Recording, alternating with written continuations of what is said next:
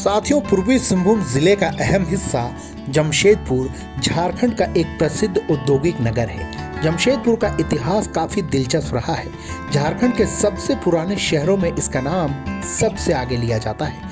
इस शहर का दूसरा नाम टाटा नगर भी है, क्योंकि जमशेद जी नौसरवान जी टाटा ने इसकी स्थापना की थी।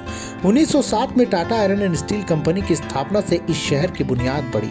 जमशेदपुर आज भी भारत के सबसे प्रगतिशील औद्योगिक नगरों में से एक है। यहाँ टाटा घराने की कई कंपनियां के उत्पादन इकाई जैसे टिस्को, टाटा मोटर्स, टिस्कॉन, टिनपेल, टिमकन ट्यूब समेत कई कंपनियां काम करती हैं। इस संसदीय क्षेत्र में कुल 6 विधानसभा सीटें हैं, जिनमें बहरागोड़ा, घाटशिला, पोटका, जुगसलाई, जमशेदपुर पूर्वी और जमशेदपुर पश्चिमी शामिल है। इनमें से घाटशिला और पोटका अनुसूचित जनजाति के लिए आरक्षित है, तो वहीं जुगसलाई विधानसभा सीट अनुसूचित जाति के लिए आरक्षित है। इस विधानसभा सीट पर 2005 से बीजेपी का परचम लहरा रहा है, तो कांग्रेस को 1984 के बाद से कभी जीत हासिल नहीं हुई है। जमशेदपुर लोकसभा सीट अनारक्षित है, मतलब यहाँ से किसी भी जाति के उम्मीदवार चुनाव लड़ सकते हैं। जोहार दोस्तों, मैं प्रदीप अर्जुन महतो हाजिर हूँ लेकर लोकसभा का रण। आज हम जिस लोकसभा सीट की बात कर रहे हैं, ये वीवीआईपी सीटों में गिनी जाती है। इस सीट से डॉक्टर उदय शंकर मिश्रा, रुद्र प्रताप षडंगी और अर्जुन मुंडा जैसे दिग्गज नेता सांसद रह चुके हैं। इस सीट की खास बात यह है कि यहाँ से महाभारत के कृष्ण यानी अभिनेता नीतीश भारद्वाज भी बीजेपी की टिकट पर लोकसभा पहुंच चुके हैं। नीतीश भारद्वाज ने 1996 में इस सीट से चुनाव जीता था। उस वक्त उनकी उम्र महज 34 साल थी। इस तरह से वो इस सीट से सबसे कम उम्र के सांसद भी बने और इस सीट पर बीजेपी का खाता खोला। जमशेदपुर लोकसभा सीट 1957 में अस्तित्व में आई। 1957 में कांग्रेस के महेंद्र कुमार घोष यहां से सांसद बने।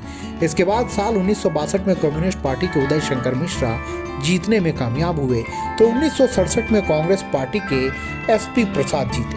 1971 में कांग्रेस के ही सरदार सवर्ण सिंह जीते, लेकिन 1980 में इस सीट से जनता पार्टी के रुद्र प्रताप षडंगी जीते।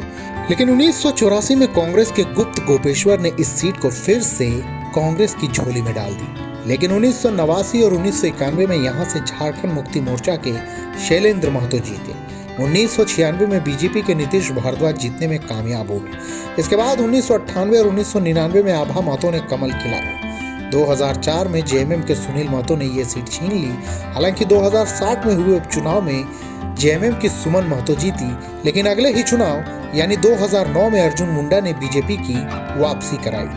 लेकिन साल 2014 में जेएमएम से पाला बदल कर आए विद्युत बरन महतो ने बीजेपी के खाते में ये सीट फिर से डाल दी।